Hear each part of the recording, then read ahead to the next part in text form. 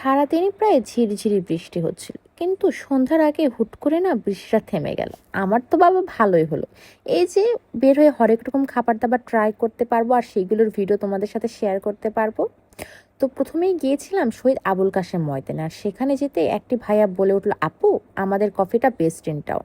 তাদের এই কনফিডেন্স দেখে আমিও অর্ডার করে ফেলেছিলাম 40 টাকা দিয়ে 2 cup coffee, and trust me, আসলে এই ভাইয়ের কথা অনুযায়ী তাদের কফিটা বেস্ট ইন টাউন ছিল। তারপরে 50 টাকা দিয়ে জলপান ফুডকার্ট থেকে নিয়েছিলাম এই 1 প্লেট ফুচকা। আর আজকের এই ফুচকাটাও না টপ নচ ছিল।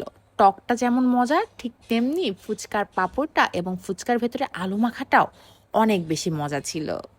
এখন থেকে আমি আবুল কাশেম ময়দানে গেলেই কফি আর ফুচকাটা তো ট্রাই করবই, মাস্ট। আর তারপরে বাসায় ফেরার সময় একটু দুষ্টামি করে আম চুরি করছিলাম। তারপরে বাসায় এসে চলছিল আম ছেলাছেলির পালা। তারপর তেল, লবণ, চিনি, আচার হাতের কাছে যেটাই পেয়েছি সেটা দিয়ে মাখিয়েছে আম। আর খেতে কেমন হয়েছিল জানো? দেখতে যেমন লাগছে ঠিক তেমন একদম চাটপাটা। যাই হোক, ধন্যবাদ।